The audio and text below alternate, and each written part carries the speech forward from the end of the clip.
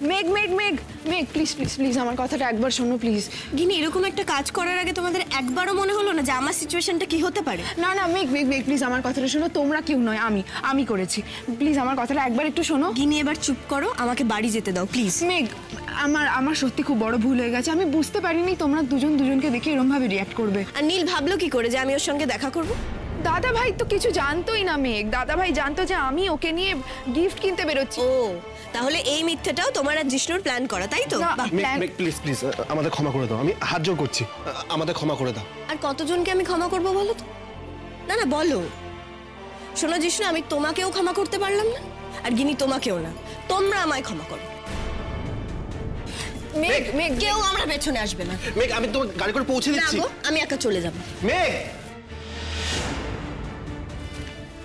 দাদা ভাই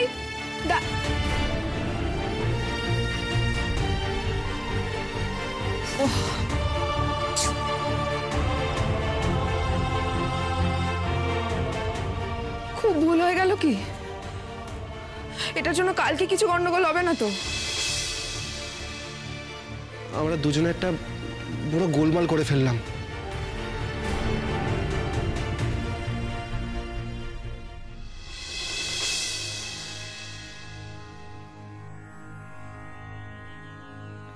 আমার সকল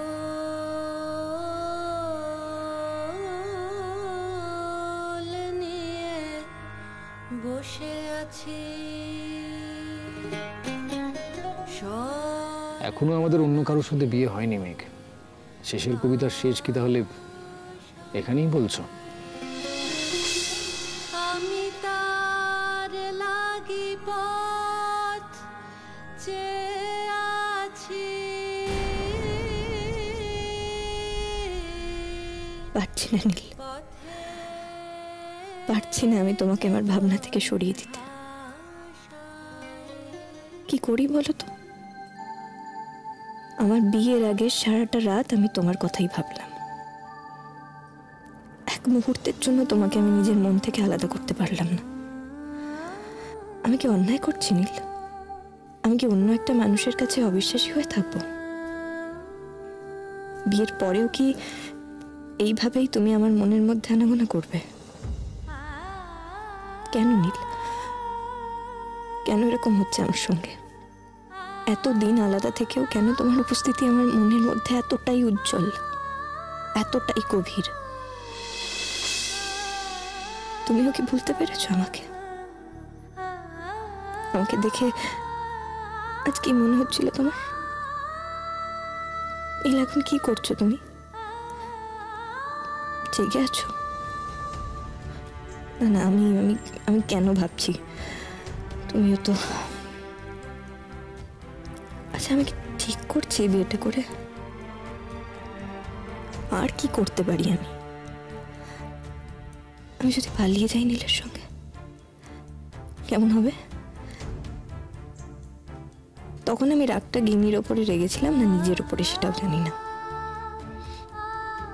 নীলকে দেখে যে আমার গোটা দুনিয়াটা দুলে উঠেছিল, ওর বুকের ওপর ছুটে গিয়ে মাথাটা রাখতে ইচ্ছে করছিল। মনে হচ্ছিল বলি, নীল আমাকে আটকে রাখো প্লিজ, আমাকে দূরে কোথাও নিয়ে পালিয়ে চলো প্লিজ, কিছুতেই এই বিয়েটা হতে দিও না। কিন্তু আমি পারলাম না সেসব কিছু বলতে। সেটার জন্যই কি আরো রাগ হচ্ছিল? কেন কেন আমার এরকম কঠিন পরিস্থিতিতে পড়তে হচ্ছে? তাহলে কি এবার আমাকে এভাবেই বাঁচতে হবে? মনের মধ্যে বাস করবে একটা আমি, আর সকলের সামনে ঘুরে বেড়াবে আর একটা আমি। এত অভিনয় করে জীবন কাটানো সম্ভব?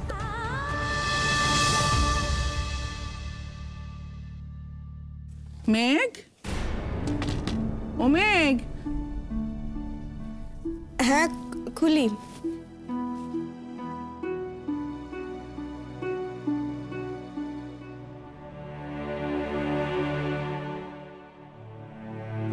কিরে মা, সারা রাত ঘুমোসনি? হ্যাঁ ঘুমোচ্ছিলাম তো। এত তাড়াতাড়ি দরজা খুলে দিলি যে? তুমি বলেছিলে না আজ ভোর ভোর উঠতে হবে, এই একটু আগে উঠলাম। যা রেডি হয়ে না, আমি শাড়িটা নিয়ে আসছি, দধিমঙ্গল শুরু হবে। যা।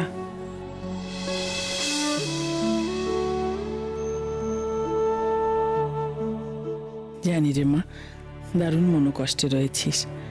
আশা করি কালকে সকালটা তোর অন্যরকম হবে, হাসি মুখে হবে।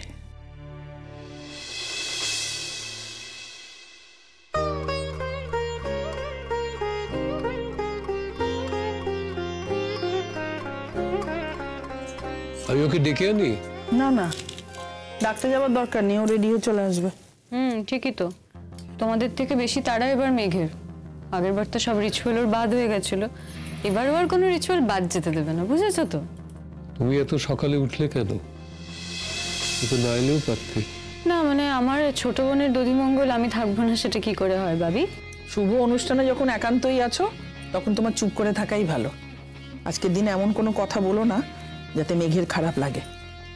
কি হলো, তোরা গিয়ে দেখ না মেঘ রেডি হলো কি না। আয় মা। আয়।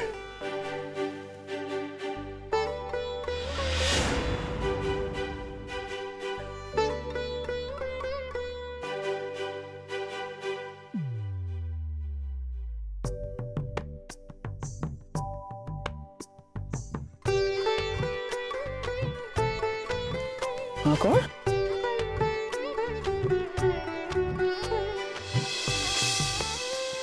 নে। আর খাবো না হয় মা, এরকম বললে হয়? সারাদিন না খেয়ে থাকতে হবে, এটুকু খেতে হবে মা লক্ষ্মী মেয়ে।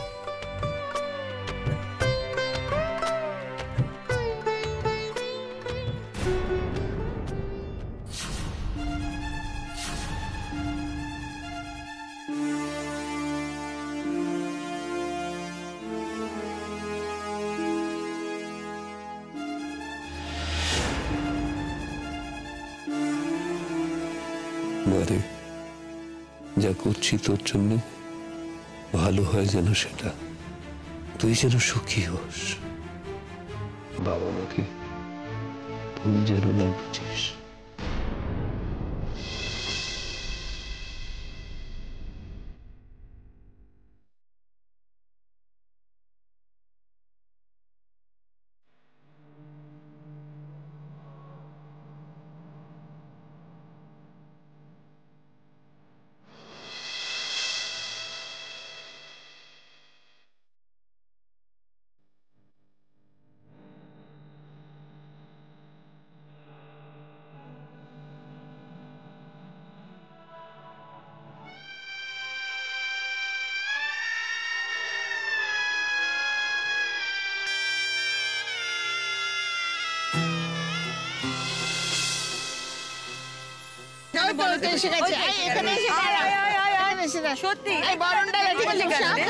ঠিক আছে।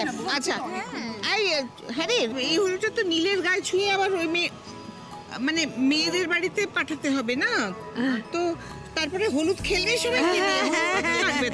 তুমি কিচ্ছু চিন্তা করো না দিদিভাই, আমি সুশীলাকে বলে বেশি করে হলুদ বাটিয়ে রেখেছি, ঠিক আছে? কিন্তু আমার একটা কথা, যে আমি ভাবছি বাকি বাড়ির সবাই কি হলুদ খেলবে? আরে বাবা, খেলবে খেলবে, সব খেলবে। হ্যাঁ শোনো, এখানে যারা যারা আইবুড়ো আছে তাদেরকে আমি বলে বলে এবার হলুদ বাকিয়ে ছাড়বো, হলুদ একবার হলুদ করে দেবো, বুঝতে পারছো? বিয়ে করাটাই বাকি থাকবে। এই তো নীলের পর লাইনে কারা আছে, প্রথমে গিনি, তারপর লাল। বারে আমি পরে কেন? আমি তো হলুদ মাখতেই চাই। ও তুই হলুদ মাখতে চাস না, কিন্তু বিয়ের নাম শুনলে তুই 7 পা পিছন দিকে চলে যাস। আরে বাবা, আরে বোনগুলোকে উদ্ধার না করে নিজে বিয়ে করাটা কি ঠিক? আরে দাদার দায়িত্ব বলে একটা ব্যাপার আছে না। আগে নিজেকে উদ্ধার করো, তারপরে তুমি বোনেদের উদ্ধার করবে, বুঝতে পেরেছো?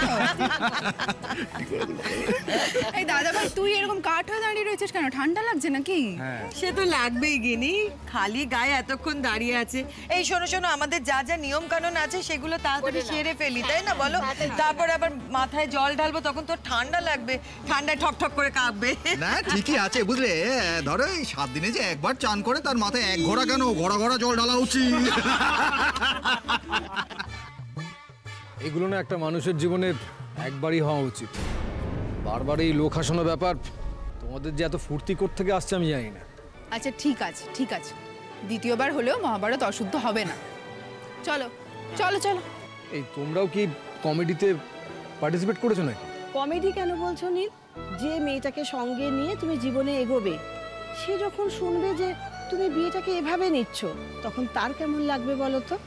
বাবা, এখানে তো সবাই দেখছি তার কথা ভেবে একেবারে কাতর হয়ে পড়ছে। এই কেন ভাববে না রে? এই তোমরা সবাই বলো তো, সবাই একটু বলো। আমরা বাড়ির লোকরা ওকে বলে বলে হয়রান হয়ে যাচ্ছি। আচ্ছা বাবা ঠিক আছে, ডিভোর্স কি তোমার একার হয়েছে নাকি পৃথিবীতে? নাকি ডিভোর্সের পরে তুমিই প্রথম যে বিয়ে করছো? আরে এরকম তো এখন হামেশাই হচ্ছে, আর ঘটা করেই হচ্ছে।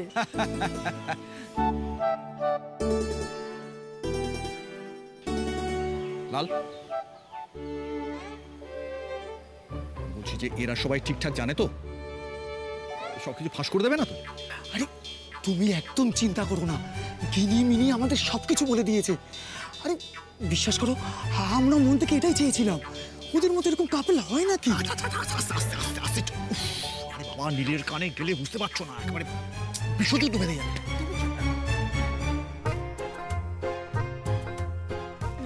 দেখি ঠাম্মি, তুমি হেঁটে হেঁটে চলে এলে কেন? ঠাম্মি, বাবা ঠাম্মির হুইল চেয়ারটা কোথায়? তুই থাম দেখি বাপু, তোর গায়ে হলে দেখবো বলে তোর বাবার হাত ধরে এলাম। বরযাত্রী যাব হেঁটে হেঁটে, আর বউ নিয়ে ফিরবো নেচে নেচে। আচ্ছা আচ্ছা ঠিক আছে ঠিক আছে, নাচ টাচগুলো মুলতুবি থাক, এই অবধি যথেষ্ট হয়েছে। ঠিক আছে। ও বড় বৌমা বলো, এখানে এসো। আসতে গেলে কেন? তাড়াতাড়ি করে শুরু করো। আরে বাবা, দাদু ভাইয়ের গায়ে হলুদ হয়ে গেলেই ওই হলুদ তো আবার দিদি ভাইয়ের গায়ে লাগবে। ঠাম্মি, পায়ে পড়ি তোমার। দিদি ভাই বলে তুমি আর কাউকে ডেকো না এইভাবে। আমি ওই ডাকে মেঘ ছাড়া আর কাউকে কল্পনা করতে পারি না। ও কি হলো, শুরু করো। তা শুরু করো না। শুরু করো শুরু করো।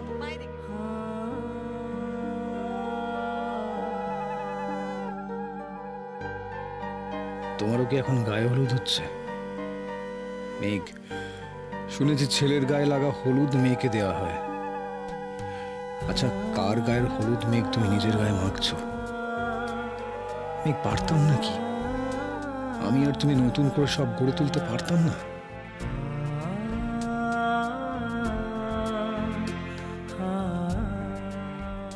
তুমি কেন মেনে নিলে আমার কথা? আমি যখন বললাম 6 মাস থাকবো না আমরা একসঙ্গে, কেন মেনে নিলে? বললে না কেন যে মানবো না তোমার কথা? চলে এলে না কেন দিল্লিতে, অন্তত একটা বারের জন্য?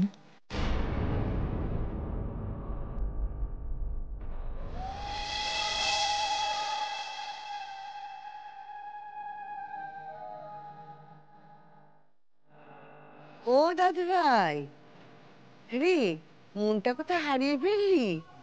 এবার তো গায়ে হলুদ হবে। কি হলো, তুমি দাঁড়িয়ে কেন? না না না, হলুদ কই? দাও দাও দাও, তোমরা এসো, তোমরা এসো।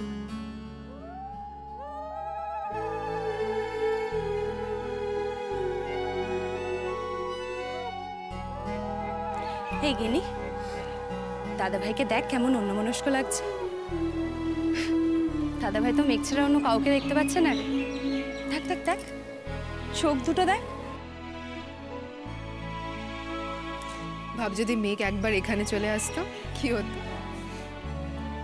মায়াই লাগছে দাদা ভাইকে দেখে। সত্যি, আমি তো ভাবছি রাতে কি হবে। তোমার থেকে অনেক দূরের মানুষ হয়ে যাচ্ছে আমি।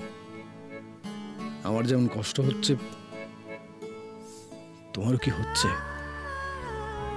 আমার অস্তিত্বের একটা অংশ যেন কেউ কেটে বাদ দিয়ে দিচ্ছে।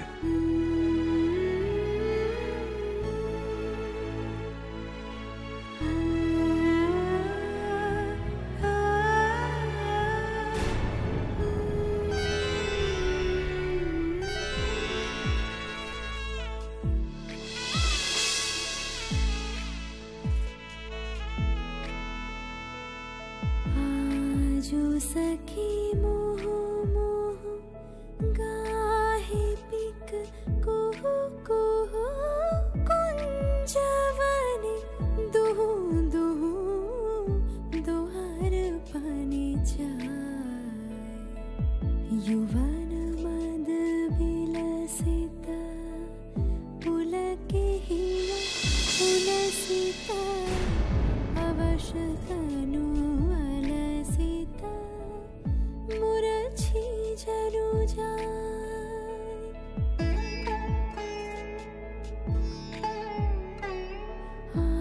आजो मधु चांदनी प्राण उन्मादनी शिथिल सब बांधनी शिथिल भैलाज।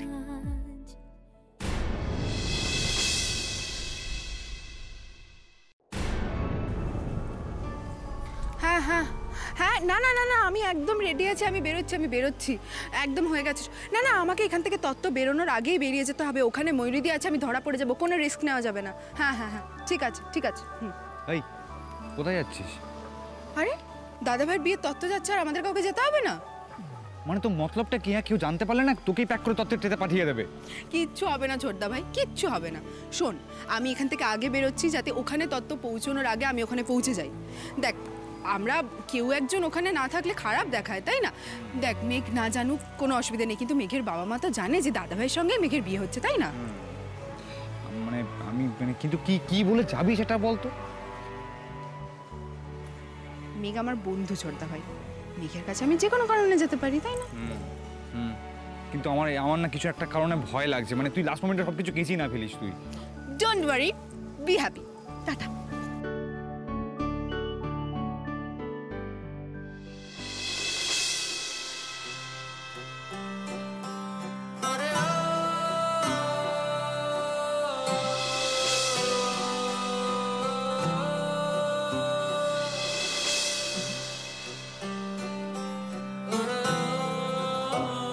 তোমার কি গায়ে হলুদ হয়ে গেছে নীল?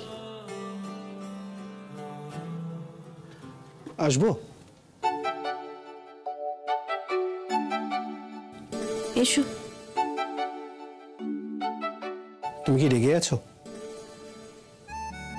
তুমি কি এটা জানতে এসেছো? আমি একা না, আমার সাথে আরেকজন এসেছে তোমার কাছে মাপ চাইতে।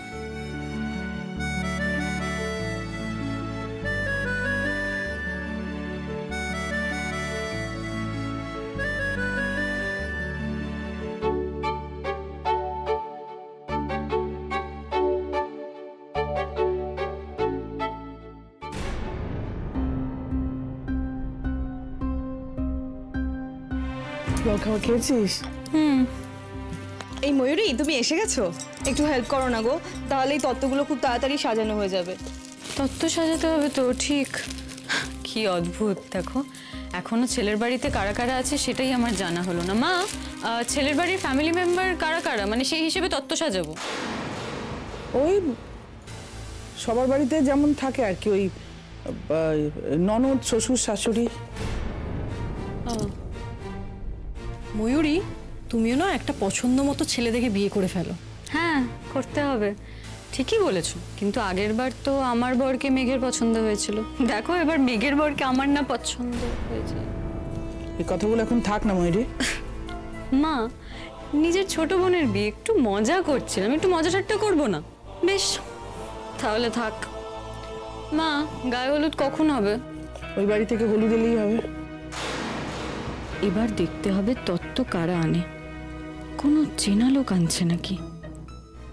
আচ্ছা, আমার এখনো কেন খচখচ করছে সবটা? এটা যেন বিয়ে বাড়ি নয়, এটা যেন সাজানো কিছু হচ্ছে। আচ্ছা মা, ওরা এত দেরি করছে কেন? গায়ে হলুদ হয়ে গেলে তো মেঘকে সাজতে বসতে হবে। তুমি এক কাজ করো মা, ওদের নাম্বারটা দাও, আমি ওদের ফোন করে জিজ্ঞেস করি কত দূর। না না, তোর ফোন করার দরকার নেই। ওরা বাপিকে ফোন করেছিল, বললো যে ছেলের গায়ে হলুদ হয়ে গেছে, গুছিয়ে গাছিয়ে আসতে যতটুকু। ওমা, তোমরা হাত বন্ধ করে দাঁড়িয়ে রয়েছে কেন? দেখো, গায়ে হলুদ শুরু হয়ে গেলে না, তখন কিন্তু এদিকে আর কিচ্ছু করতে পারবে না। অনেক কাজ ওদিকে পড়ে আছে, তাড়াতাড়ি হাত চালিয়ে করো, হাত চালিয়ে করো। মা তার মানে নাম্বারটা আমাকে ইচ্ছে করে দিল না। মা, মেঘ কিন্তু আর দুঃখ করতে পারবে না যে ওর কিছু হলো না। দেখো, আগের বার বিয়েতে ওর বিয়ের আগের অনুষ্ঠানগুলো কোনোটাই হয়নি। এইবার আইবুড়ো ভাত, দধিমঙ্গল, গায়ে হলুদ সবটা করিয়ে নিল।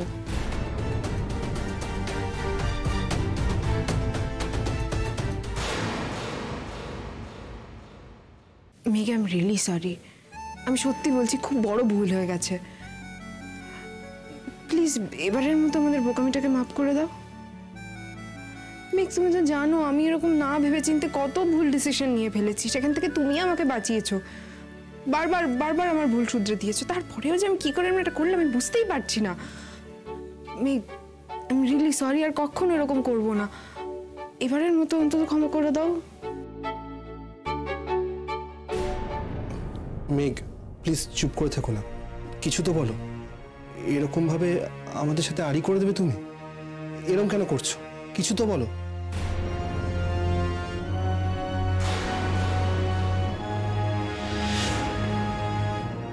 তোমার দাদার গায়ে হলুদ হয়ে গেছে কিনা?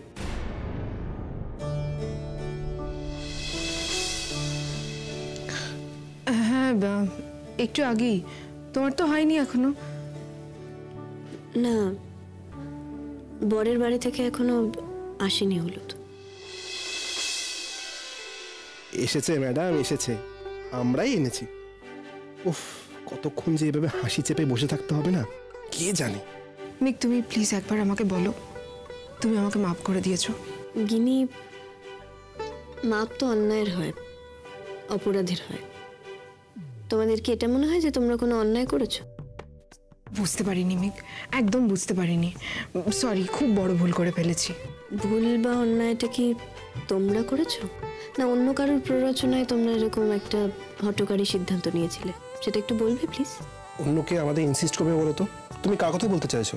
কেন, নীল তোমাদের বলেনি এরকম একটা কাণ্ড ঘটাতে? না না না, দাদাভাই কেন কিছু বলবে? দাদাভাই একদম কিছু বলেনি। দেখো মেঘ, তুমি তো আমাদের সকলের থেকে দাদাভাইকে বেশি জানো, অনেক বেশি চেনো। তুমি আমাকে বলো দাদাভাই কেন এভাবে হঠাৎ করে এইরকম একটা গিনি,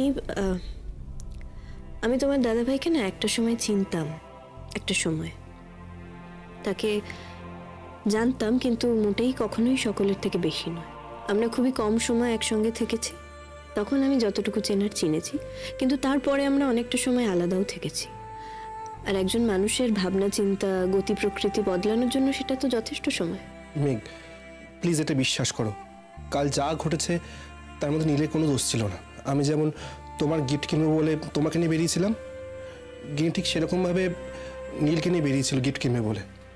একটা কথা জিজ্ঞেস করবো গিনি, সত্যি বলবে?